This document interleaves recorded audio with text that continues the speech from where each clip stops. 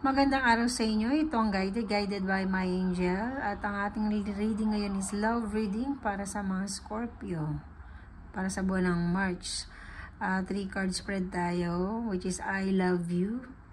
I is ikaw. Love yung sa inyong dalawa. And you is yung partner mo. Kung ano yung nararamdaman niya sa iyo ngayon, buwan ng March.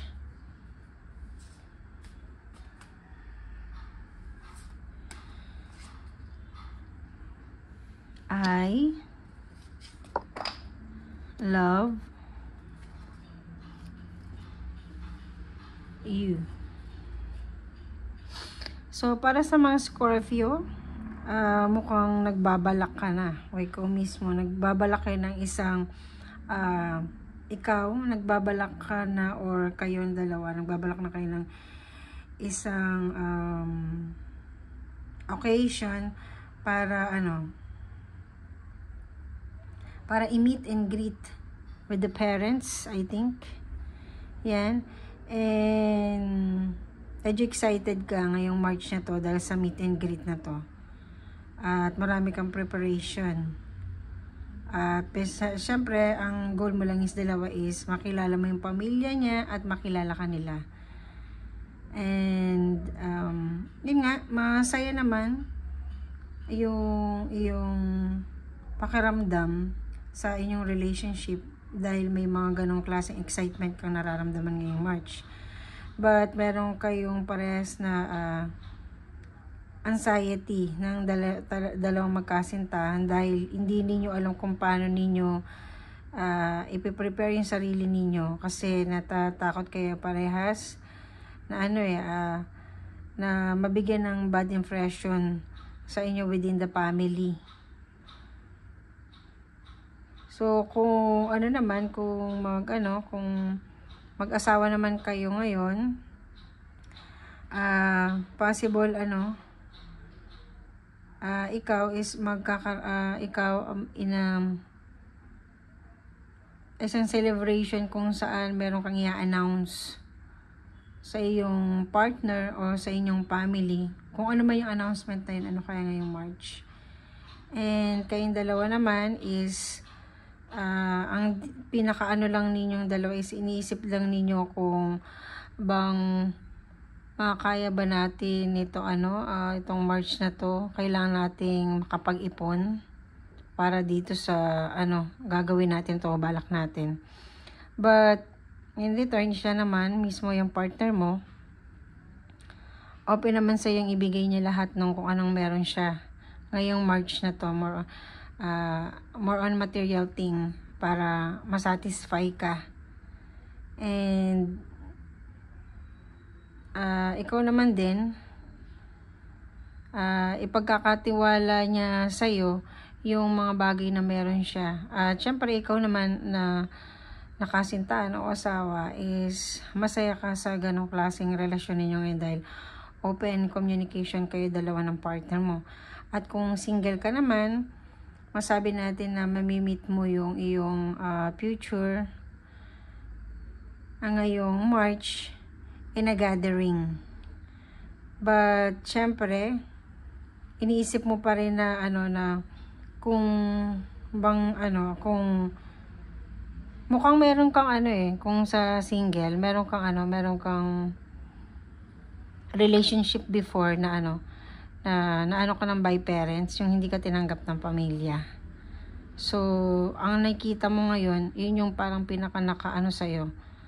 So, kung magkakaroon ng isang gathering, tapos mamimit mo yung iyong future, yung magkakaroon ka kagad ng flashback ng gano'n, na yung family niya kagad yung may isip mo kung tatanggapin kaya ako ng pamilya ito whatsoever, or kung ano man yun.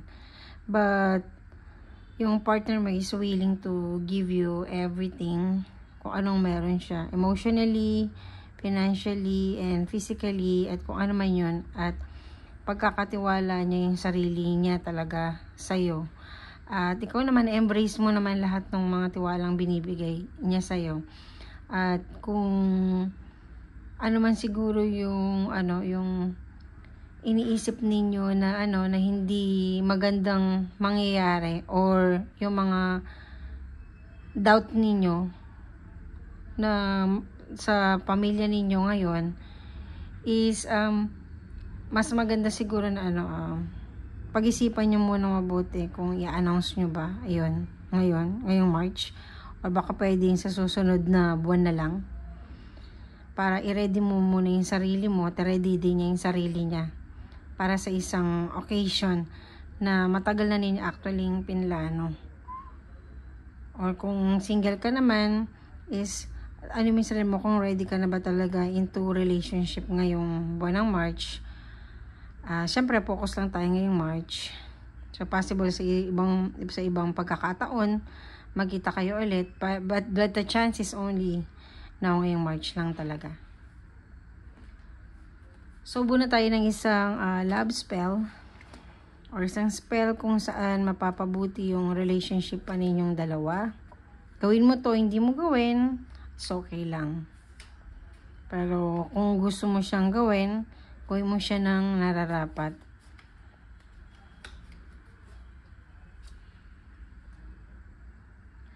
The Blessing Bowl.